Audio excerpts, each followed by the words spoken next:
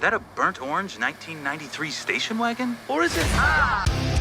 In a world overflowing with movies, we need a hero. Someone to separate the bad from the good.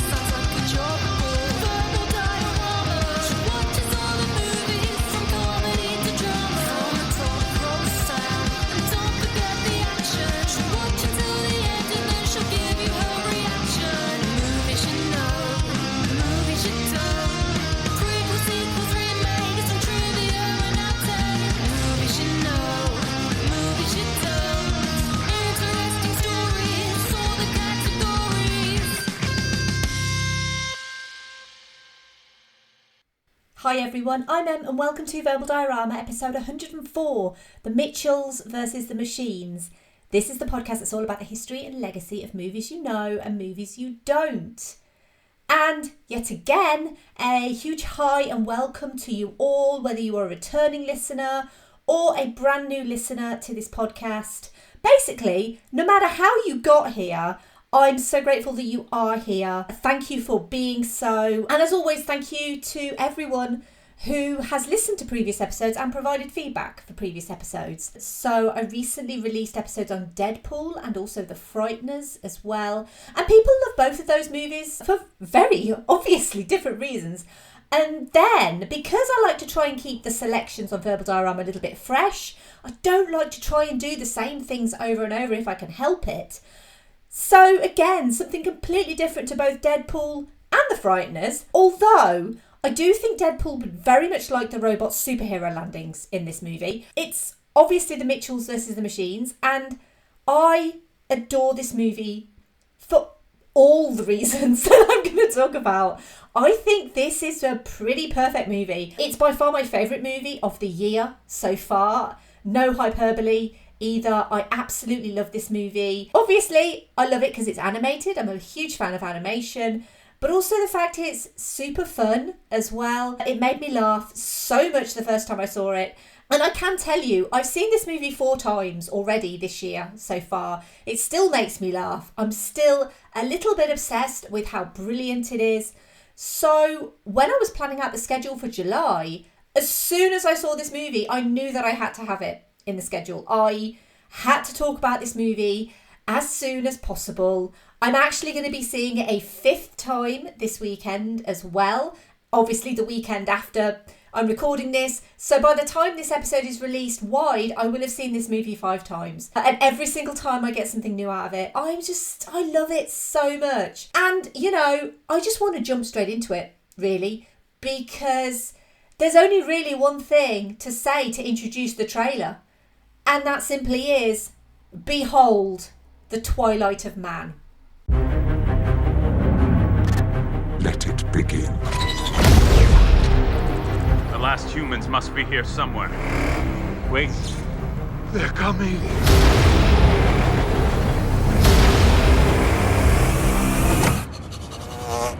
Is that a burnt orange 1993 station wagon? Or is it... Who are these unstoppable warriors? We're the Mitchells, the only people who can save the world. I'm super sorry, everyone.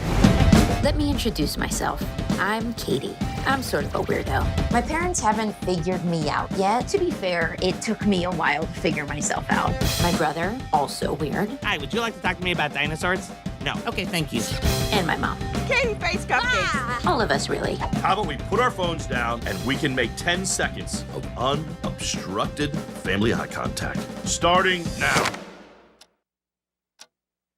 See, this is good right here. This is natural. Every family has its challenges. We haven't had a good family picture in years because you two are always arguing. For my family, our greatest challenge... probably the robot apocalypse. Attention all robots. Capture every single person on the planet.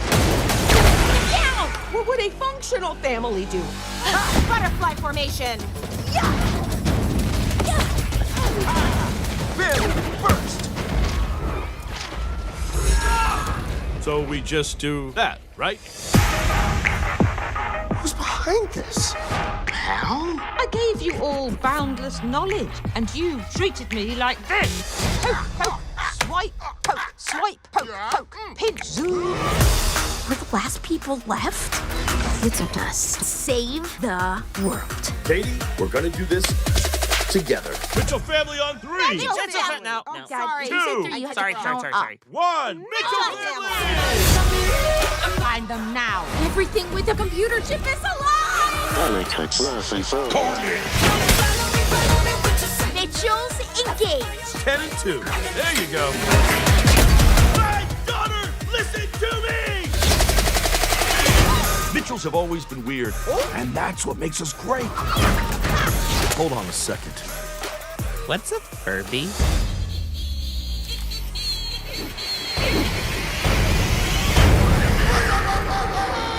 Why would someone build that?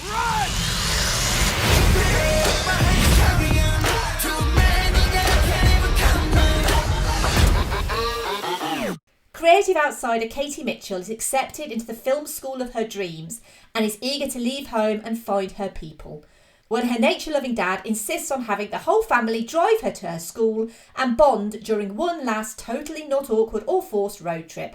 But just when the trip can't get any worse, the family suddenly finds itself in the middle of a global robot uprising. The advanced AI plan to capture every human on the planet and shoot them into the distant void of space. Now it's up to the Mitchells, Luddite dad Rick, upbeat mum Linda, quirky little brother Aaron, their squishy pug Monchi, and 2 friendly but simple-minded robots, as well as Katie, to save humanity. We'll quickly go through the cast. This is a phenomenal cast, by the way. I think I always say that pretty much every episode, but this cast is absolutely 100% chef's kiss perfect. Genuinely, everyone. We have Abby Jacobson as Katie Mitchell, Danny McBride as Rick Mitchell, Maya Rudolph as Linda Mitchell, Mike Rianda as Aaron Mitchell, Olivia Colman as Pal, Eric Andre as Mark Bowman, Fred Armisen as Deborah Bot 5000, Beck Bennett as Eric, John Legend as Jim Posey, Chrissy Teigen as Hayley Posey, Charlene Lee as Abby Posey, Blake Griffin as Palmax Prime, Conan O'Brien as Glaxon 5000, and Doug the Pug as Monchi. The Mitchells vs. the Machines was written by Mike Rianda and Jeff Rowe, and it was directed by Mike Rianda and co-directed by Jeff Rowe. And mostly, I think this movie is known for its producers, and they are Phil Lord and Christopher Miller. They are very well known on this podcast. They are very well respected on this podcast as well. They're the guys who wrote and directed episode 31's The Lego Movie and produced episode 32's Spider-Man Into the Spider-Verse. Phil Lord also wrote that one. And their first foray into working with Sony Pictures Animation was 2009's Cloudy with a Chance of Meatballs, which is a super fun little movie, by the way. It's been on my list actually to cover since pretty much day one. That movie would also have them work with Mark Mothersbaugh. Cloudy with a Chance of Meatballs has its own interesting production history, so that's kind of for another episode. But needless to say, the production taught Lord and Miller a lot of lessons, and ultimately that movie did well with both critics and commercially. They'd followed that up with its sequel, then the sublimely brilliant The Lego Movie, and then its sequel, and then there was Spider-Man Into the Spider-Verse. Before Spider-Man Into the Spider-Verse was released, Sony Pictures Animation announced on the 22nd of May 2018 that Phil Lord and Christopher Miller had agreed a deal to produce The Mitchells vs. the Machines, with Mike Rianda directing from a screenplay he wrote with co-director Jeff Rowe. Rianda and Rowe were former writers on the animated series Gravity Falls, where Rianda also served as creative director for season 1 and creative consultant on season 2. I have never seen Gravity Falls, I'll be honest, but since it's on Disney Plus and it only has 2 seasons, I guess I know what I'm going to be binging next. Jeff Rowe also wrote for the Netflix original show Disenchantment, which also stars Abby Jacobson in the lead role. Jacobson is also the writer, executive producer and star of the upcoming Amazon series of A League of Their Own. A League of Their Own is episode 43 of this podcast, by the way. It's the greatest sports movie ever made. And Abby Jacobson was the first cast member to be announced for The Mitchells vs. the Machines on the 19th of February 2020 as playing the lead protagonist Katie Mitchell, with announcements for Danny McBride, Maya Rudolph, Eric Andre, Olivia Colman, and writer-director Mike Rianda being cast the following day. Olivia Colman was a particular coup for the production, in that Phil Lord commented that this was just the first step in their plan to become best friends with her, because honestly, I'd just settle with being a casual acquaintance with Olivia Colman. So basically what I'm saying is, if you are listening, Olivia, get in touch. Maybe we can go for coffee or something. I just genuinely want to be friends with you. That sounds weird. That sounds genuinely weird, but I would love to be friends with Olivia Colman. When it came to animating the movie, much of the technology actually already existed, thanks to Spider-Man Into the Spider-Verse, but new tools had to be created by Sony Pictures Imageworks in order to deal with the differences between the two movies on their animation styles.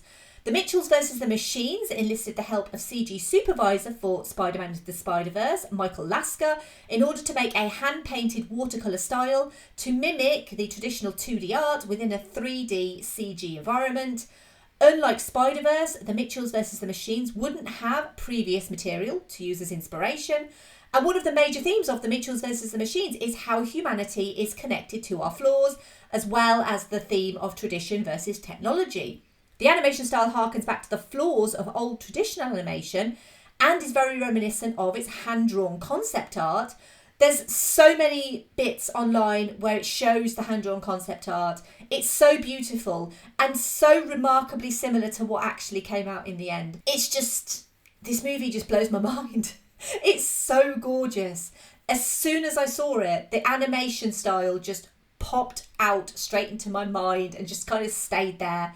And yeah, I absolutely love it. What basically this meant was eschewing the usual hyper-realistic CG animated look and movement for things like fur or grass, because if you think of modern computer-generated animation, we are used to things being hyper-realistic. We're used to individual blades of grass. We're used to the way fur moves. Even if you look at something like Monsters, Inc., the way that Sully's fur moves, that's what we're used to now. So this movie is basically going back and rewriting all of that history and basically telling us, no, it doesn't have to be that way. But you don't actually think it should be any different because of the way the environment is. It's just genius, absolute genius. And also what they did was they enlisted character designer and 2D supervisor Lindsay Olivares to create Katie Vision, which was a revolutionary style of adding hand-drawn and live-action elements to Katie to show her emotions on screen, reflect her creativity and her unique way of seeing the world. But I want to touch on Katie Vision a little bit later, because I kind of want to talk about the watercolour style, as well as the juxtaposition between the watercolour style, which was used for the majority of the movie, and also the hyper-realistic style that still has a place in this world. Because if you look at a character like Pal and her team of robot minions, as well as her headquarters, they're all designed with these very sharp, smooth edges. The Mitchell family home, in contrast, has these irregularities, purposeful, obvious brushstrokes and wonky lines. You think that this obvious juxtaposition wouldn't work and that it would be blatantly obvious in such a stylised movie, but it's not. Everything blends perfectly in this movie. The process behind the scenes is the same, regardless of the animation style. And I'm not going to go into Spider-Verse's style in detail because I talk all about that in episode 32 of this podcast. And while a lot of the technology was reused, the machine learning that Spider-Verse used for face outlines was ultimately not used on the Mitchells versus the Machines, mainly because the animation lines for face outlines differed so greatly between the two movies. Instead, they came up with a whole new outlining tool that reflected the inside colour rather than just having a standard hand-drawn black outline that also responded to the lighting in the scene as well. So while the technology was there and they could use it if they wanted to, they decided it wouldn't suit this particular look, and so they created something different to suit this particular look. And this is a truly beautiful looking movie. Little things that I really love in this movie are things like the robots' exhaust trails. They were developed by visual effects artist Pav Grochola, who also worked on Edge of Tomorrow, which is episode 20 of this podcast, by the way, as well as on Spider-Verse as the FX supervisor. And he basically combined 4 or 5 different effects, piled them on top of each other for these thruster effects, which basically used shards as they took off, which were animated in 2D, and then in flight, Grochola and his team animated polygonal, semi-transparent vapor trails in blue hues, which turn pink as well, with additional polygon trails coming off the arms and diamond shapes from the inner core thrusters to show the heat from those thrusters, as well as 2D sparks on takeoff. That is just for the robot thrusters. That is the level of detail that this movie goes into. And I feel like this movie is kind of frustrating to talk about in a way, because like so many wonderful animated movies, like Spider-Man Into the Spider-Verse, and I'm pretty certain I mentioned this in that episode too, is it's very difficult to emote just how beautiful and how detailed the animation is on this movie with my voice.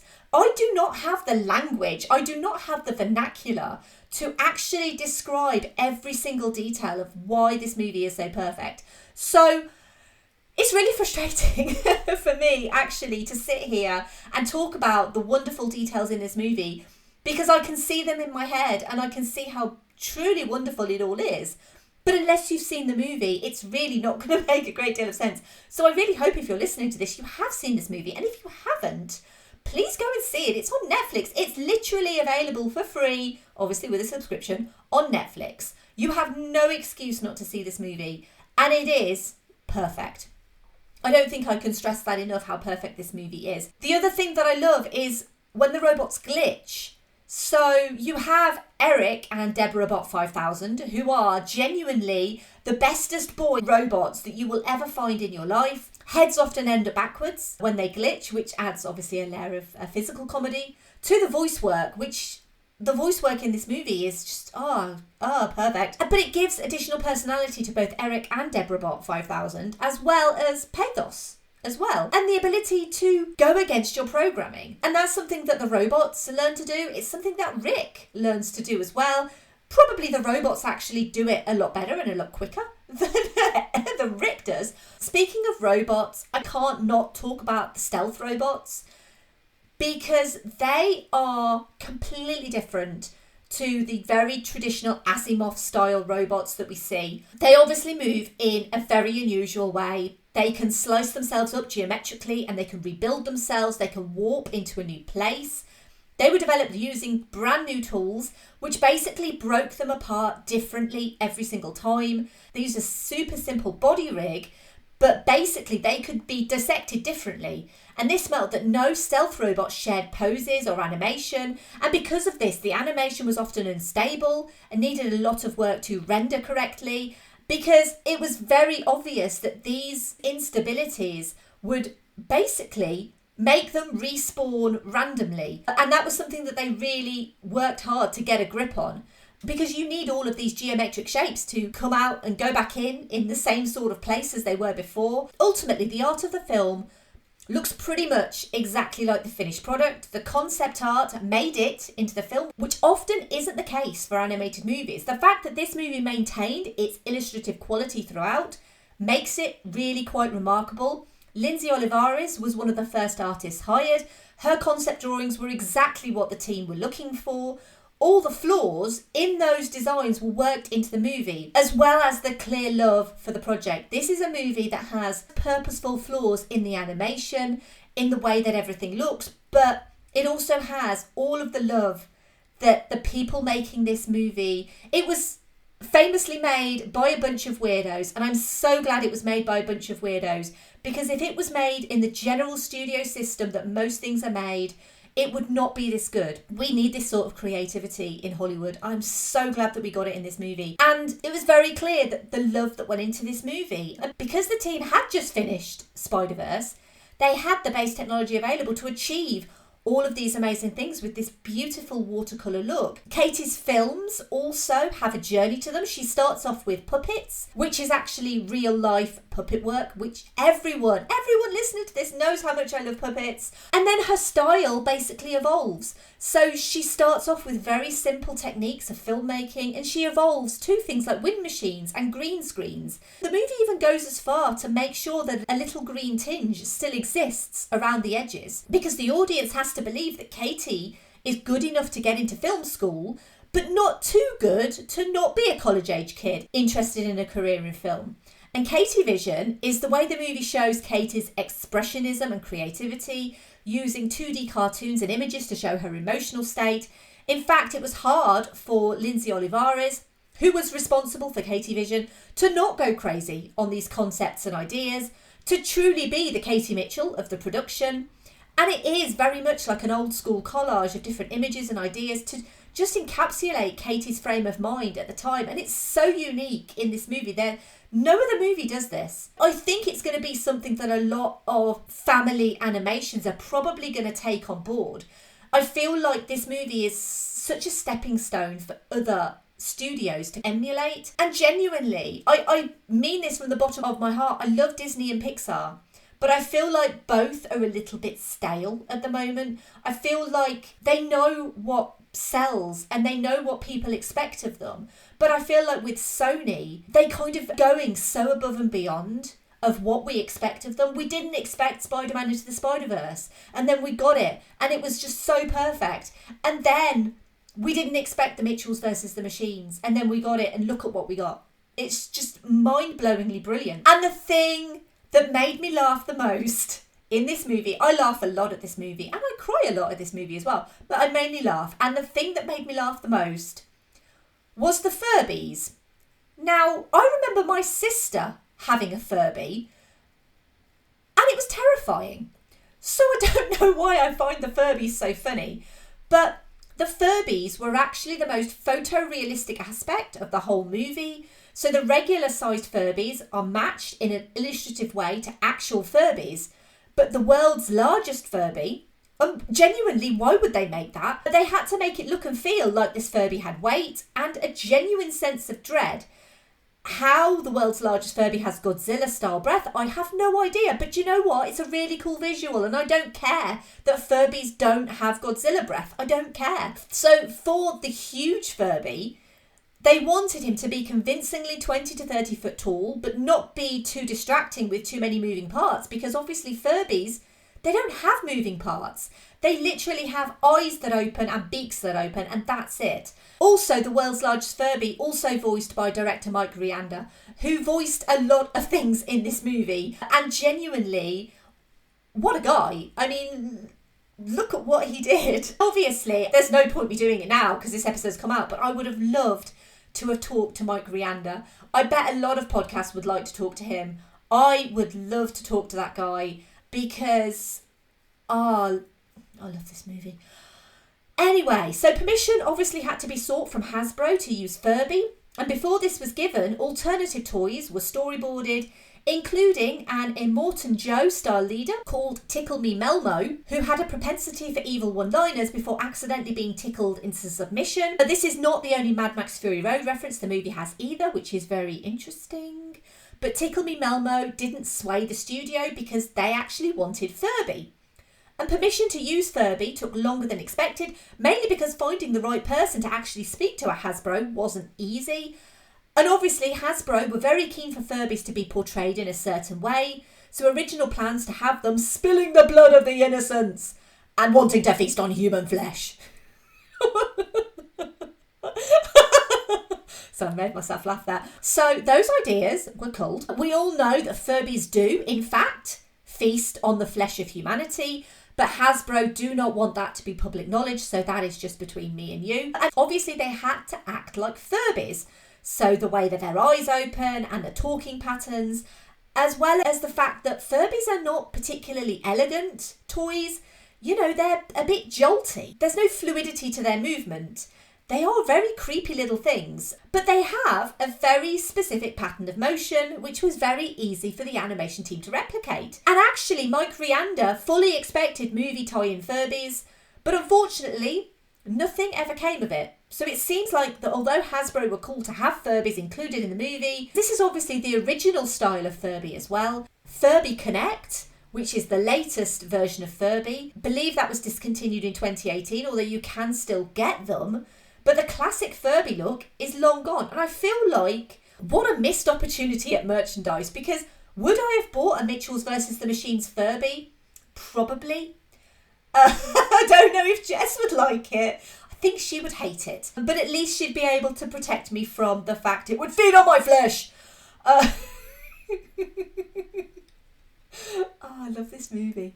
Anyway, and just to add as well, what we got in The Mitchells versus the Machines wasn't what was originally intended. So the original ending was set in Las Vegas, saw the Mitchells face a huge mecha Furby. We never got that in the end. The Furby army is one of the most memorable scenes in the movie. Mike Rianda actually got a Furby when he was 13. He was genuinely terrified of the fact that it would wake up randomly in the middle of the night, start talking. Something so frightening simply had to be one of the antagonists in this movie. I want to talk about as well some things that I genuinely adore in this movie. And the first thing is, I feel like Lord and Miller movies specifically, they have a repeating theme of fatherly love, and it's becoming very apparent to me because Cloudy with a Chance of Meatballs has a father-son relationship at its heart, and that's mostly thanks to the insistence of Sony's Amy Pascal, but that is a story for that particular episode, which,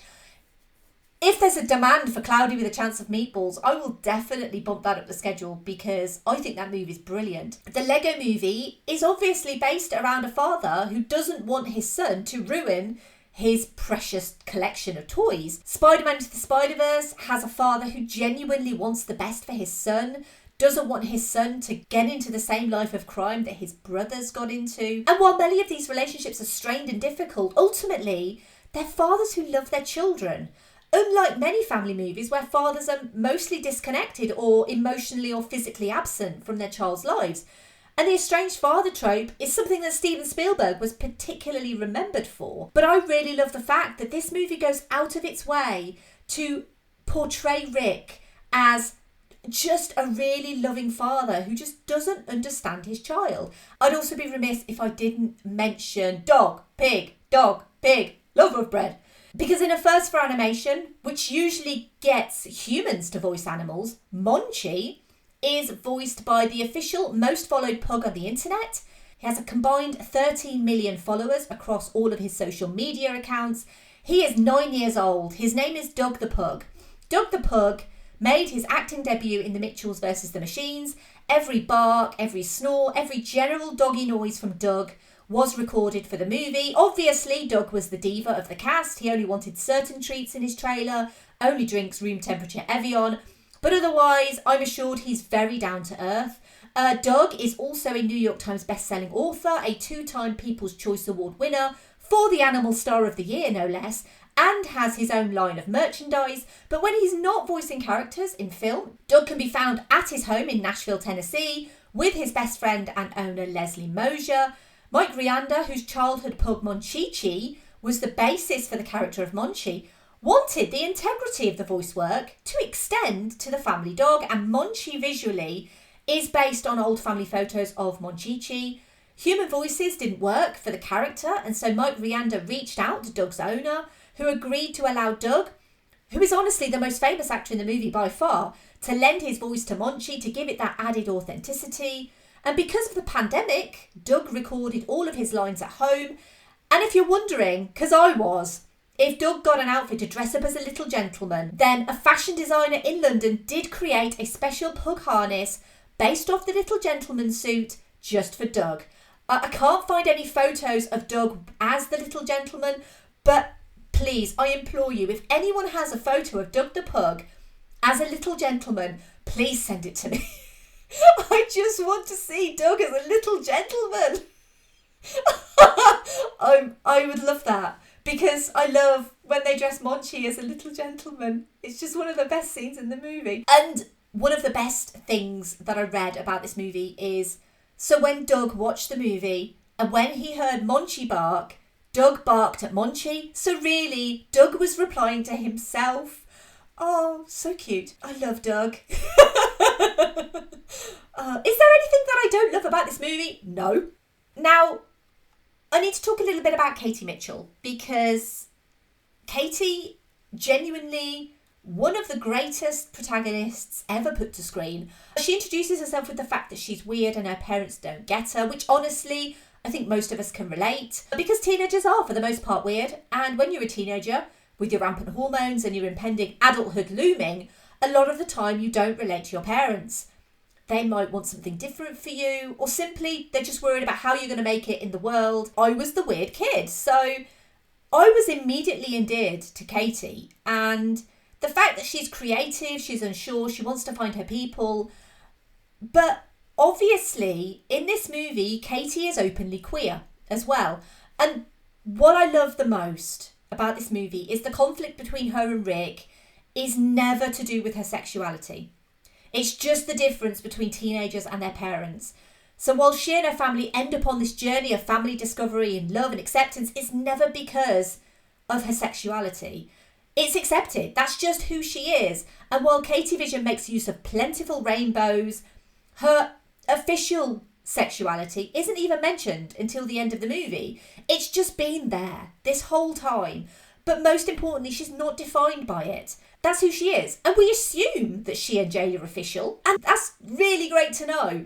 But she's also funny and creative and brave and weird. And she saved the world from the robot apocalypse. Oh, and by the way, she's queer. And not being LGBTQ myself, I don't know the true impact of this to actual LGBTQ people, other than a few articles online which lauded the Mitchells versus the Machines for making Katie such a relatable representation of the type of character so many LGBTQ kids actually need to see on screen. And I think that that's really important for so many different reasons, not just for those kids, but for their families as well.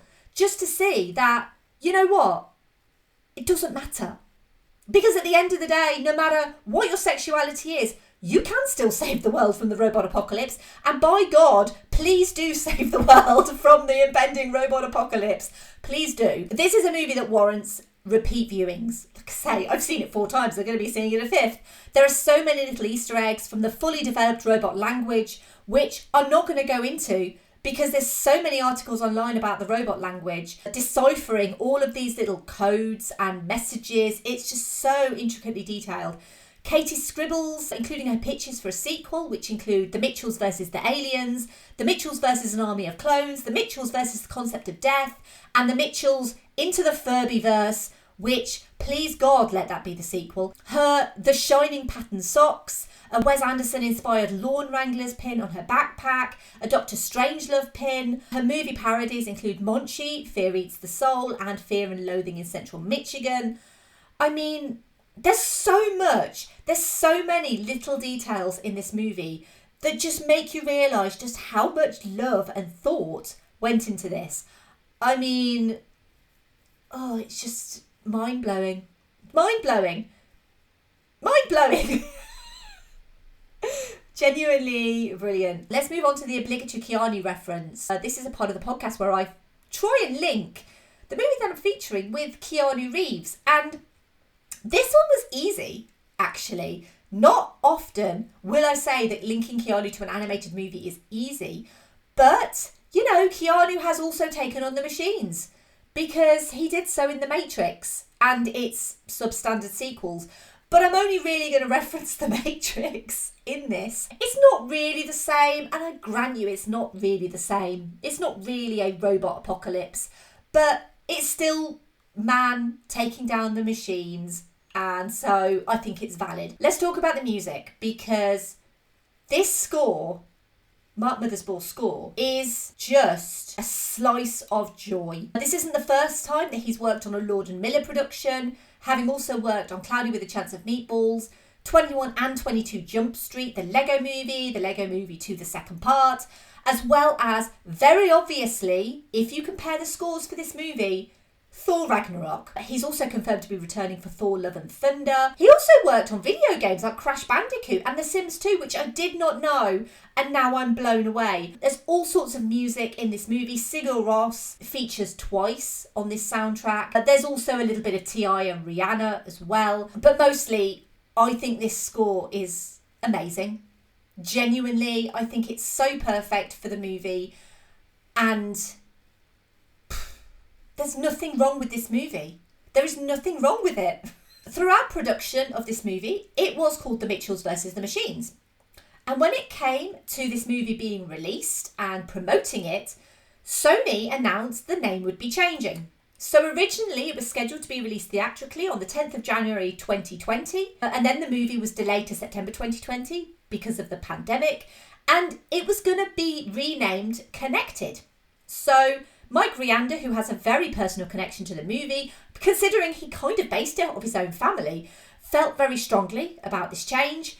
Sony thought the name The Mitchells vs. the Machines sounded too B-movie. Mike Rianda did a PowerPoint presentation to executives to win them over, but the connected title stayed, despite it being a very generic one-word title that tells you absolutely nothing about this movie.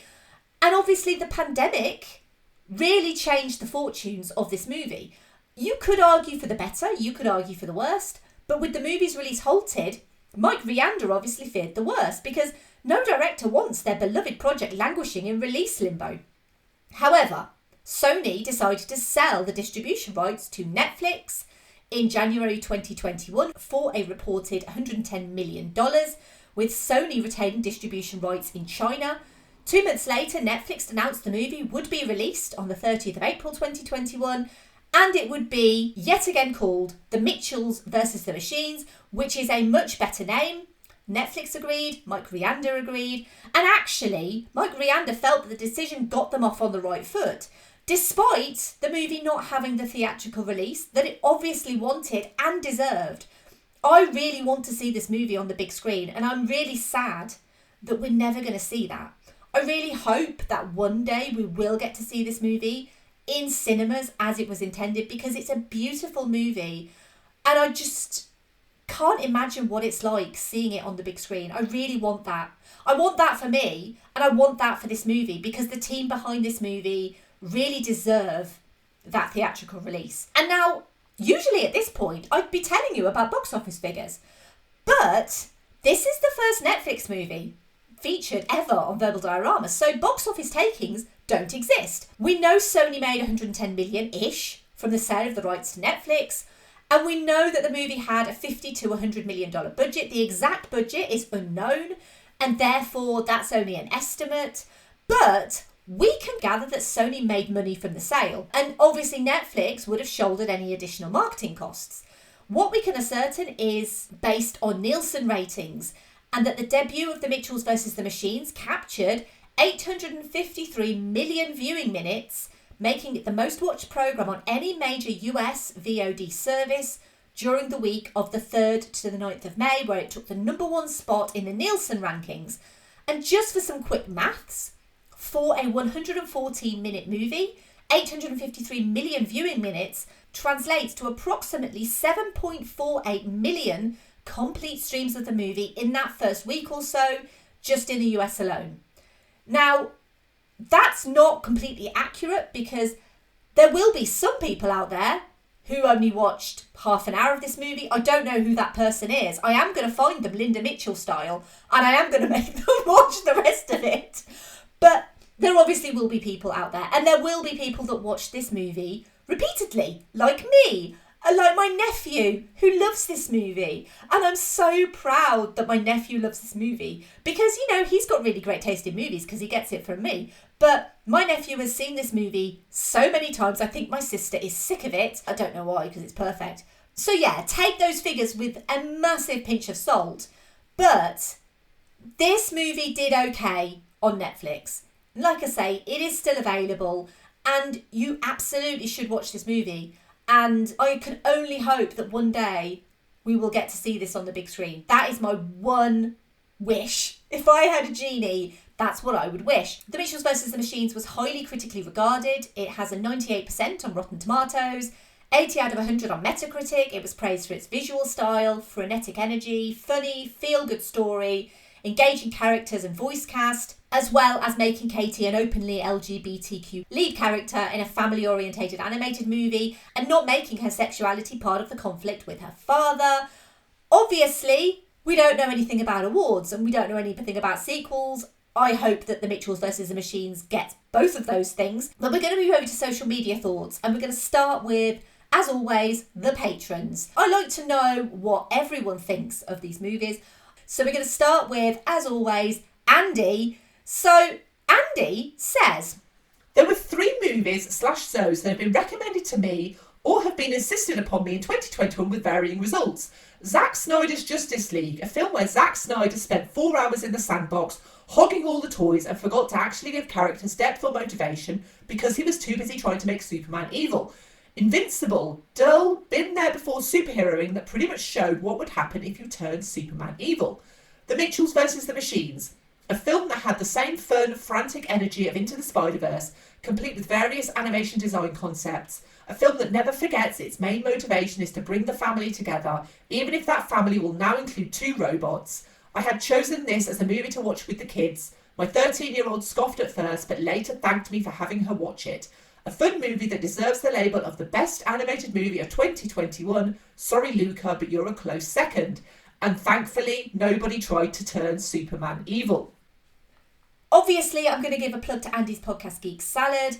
Geek Salad are an incredible podcast. They are a team of amazingly brilliant, wonderful, super knowledgeable people as well. And they are basically the one-stop shop for any of your geek-related needs. So they do like news, reviews, trivia, anything to do with movies, music, TV, games, literally anything. It is a veritable salad bowl of geek. You've got everything to do with geek in that bowl. You just need to download and listen. So make sure that you do. Links will be in the show notes. We've also got a comment from Brendan who says, The Mitchells vs. the Machines became one of my favourite viewing experiences during the moment I realised that the hilarious gag-laden set piece from the trailers that I assumed was the finale was only built into something even weirder, wilder and more emotional.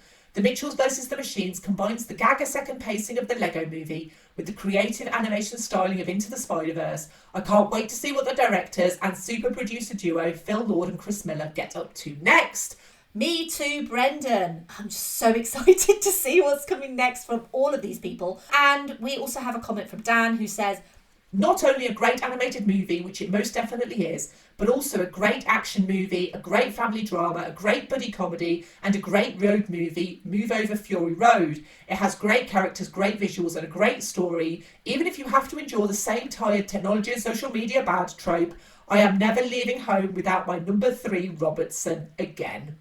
And the final patron comment comes from Scott, and he says, this one did not disappoint, barring being unable to see it on the big screen. A wonderful, colourful, hilarious comedy with bags of heart. I'm not ashamed to say that when the opening bars of Cigar Roast played, I did a full-on ugly cry.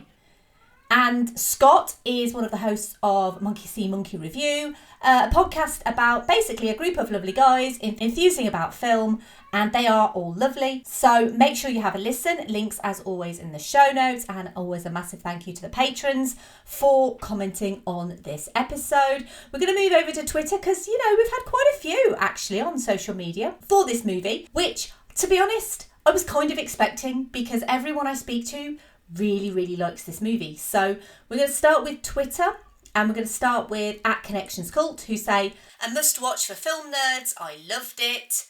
At NerdRevert, who says, a fantastic family film that gets better with each rewatch. At Russ Loves Movies said, a masterpiece and easily my favourite film of 2021 so far. The Furby sequence is an all-timer, and what initially feels a hectic thrill ride becomes something more tender in a rewatch.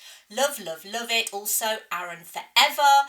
At Geeks with Shields said, it's a great movie that hits the dad feels incredibly hard. At Claire Ellen Hope said, completely unexpectedly emotionally devastating. I was weeping long after the credits finished. Such a wonderful and heartfelt story that had me wishing I could give my dad a huge hug.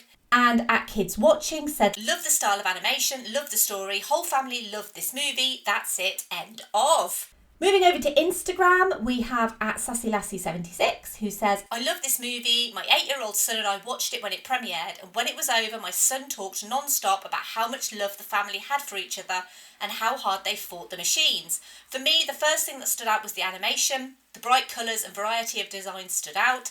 Katie's movies were fun to see, and her interactions with college classmates were sweet. I love Olivia Colman as a vindictive, angry phone. The temper tantrum is hilarious. I have watched this film multiple times and always find something new to marvel at or fall in love with. And at SP_film viewers said, the animation is fantastic. Sony definitely have a good style going on at the moment. I laughed, I cried, I loved it. No comments on Facebook this time round, but a huge thank you to everyone who provided comments on The Mitchells vs. the Machines. It genuinely is such a fantastic movie, and I'm so happy that so many people love it like I do. So thank you for that. Right from the opening credits of this movie, you know this is going to be special. As soon as you have the Katie visioned opening credits, the homages and references to classic movies like Terminator, 2001 A Space Odyssey, Mad Max Fury Road, Dawn of the Dead, Ghostbusters, Star Wars, as well as not so classic movies like I, Robot, sorry Will Smith, to the beautiful animation style that honestly takes my breath away every single time. Spider-Verse brought a comic book to life. This brings a watercolour painting to life. It's beautiful. Everyone in the cast is perfect. The emotional beats are perfect, but the humour, I genuinely laughed for several minutes non-stop at the Furbies. And when you have quality comedians on the cast like Maya Rudolph, when Linda Mitchell goes all Kill Bill, it's genuinely my favourite thing that I've ever seen on screen. This is the same studio that gave us the Emoji Movie. This movie is proof, if any is required, that every studio has the ability to be better. That Sony Animation gave us Spider-Verse and then this. God, I can't wait to see what they do next. And additionally, we're so reliant on technology that this movie is basically prophesying our impending doom. It's almost like stealing people's data and giving it to a hyper-intelligent AI as part of an unregulated tech monopoly was a bad thing. But somewhere out there, a kid like Katie Mitchell will save us all. I can't wait. Honestly, as long as there's free Wi-Fi, we'll all be fine being blasted into the black void of distant space, as long as there is a kid like Katie Mitchell in the world. Like this movie, embrace your imperfections and your weirdness. You don't need to paint over the watercolour of life with sharp lines and faultless CGI. And I feel like if that doesn't summarise Verbal Diorama, then I don't know what does. This movie is perfect, and if you think otherwise, I may go full Samurai Linda Mitchell. Scary now. The Mitchells versus the Machines. Behold, cinema. Thank you for listening. As always, I would love to hear your thoughts on the Mitchells versus the Machines. If you did enjoy this episode, you can help Verbal Diorama grow and be noticed by others by leaving a rating or review on Apple Podcasts. You can tell your friends and family about this episode, especially if they love this movie. And you can also retweet and like posts on social media as well if you wish. But if you specifically really love this episode on the Mitchells versus the Machines, then you might also like one of the following episodes. So I mentioned earlier, I have covered the Lego Movie and Spider-Man Into the Spider-Verse, and I did them as a pretty much a double bill. The Lego Movie is episode 31. Spider-Man Into the Spider-Verse is episode 32. They are both incredible movies. So many different reasons why they're incredible. The Lego Movie, you expect it to just be a standard toy tie-in movie. It is so much more than that. It is so innovative and brilliant and funny. And Spider-Man Into the Spider-Verse, genuinely the best Spider-Man movie. And I feel like, is that a controversial statement? I love Spider-Man 2. Don't get me wrong, I think everyone does. But Spider-Man Into the Spider-Verse is so beautiful and so special. I feel like, don't make me choose between Spider-Man Into the Spider-Verse and the Mitchells versus the Machines. Don't ever make me choose between them, because they are both so special to me. I love them both equally. But yeah, you should absolutely listen to both of those episodes. And also, if you have not seen those movies, please watch them. They are brilliant. And as always, give me feedback on my recommendations. So the next episode, I've actually hinted at the next episode several times in this, and it links quite perfectly to this movie as well, because this movie is a road trip movie. And I mentioned earlier that the Furby alternative was going to be an Immortan Joe style leader, and so it felt completely right to go from the Mitchells versus the Machines straight into Mad Max Fury Road. And I did plan this. This is not a weird coincidence. I thought to myself, well, I want to do the Mitchells versus the Machines and I want to do Mad Max Fury Road, and it just makes so much sense to do them one after the other. And Mad Max Fury Road is a movie that I've wanted to feature for so long. So strap in, guys, because we're going on another adventure. We're going to take Tom Hardy, we're going to take Charlize Theron, and the only thing that I have to say is witness me. Join me next week for Mad Max Fury Road. If you want to follow me on social media, you can do so. I'm at Verbal Diorama on Twitter, Facebook, Instagram and Letterboxd. You can also sign up to support the show financially on Patreon, which is verbaldiorama.com/Patreon. And as always, a huge thank you to the patrons of Verbal Diorama. They are Simon E, Sade, Hardy L, Claudia, Simon B, Laurel, Derek, Jason, Kristin, Kat, Andy, Mike, Griff, Luke, Emily, Michael, Scott, Mark, Brendan, Ian, Lisa, Dan and Sam. Raptorbash.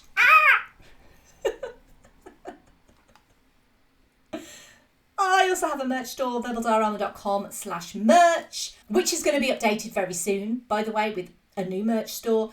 And you can email me, verbaldiorama@gmail.com with just general hellos or whatever. You can also get in touch with me at verbaldiorama.com.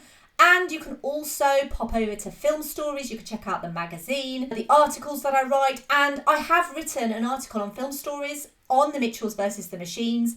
I will be popping a link to that in the show notes because absolutely you should read that article. If you want a little written piece to kind of complement this episode, it's in the show notes. And finally,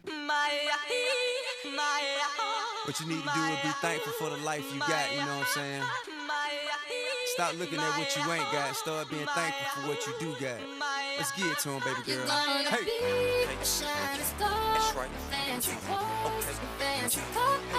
Let me see. We're gonna go far, 'cause everyone knows who you are. So live your life. You steady chasing that paper, just live your life. Ain't got no time for no haters, just live your life. No telling where it'll take ya, just live your life. 'Cause I'm a paper chaser, just living my life. Everybody watching what I do, come walk in my shoes and see the way I'm living if you really want to. Got my mind on my money and I'm not going away. So keep on getting your paper and keep on climbing. Look in the mirror and keep on shining. Till the game ends, till the clock stops, we gon' post up on the top spot. So live your life. You steady chasing that paper, just live your life. Ain't got no time for no haters, just live your life. No telling where it'll take ya, just live your life. 'Cause I'm a paper chaser, just living my life. My life, my life, my life, just living my life. My life, my life, my life. bye.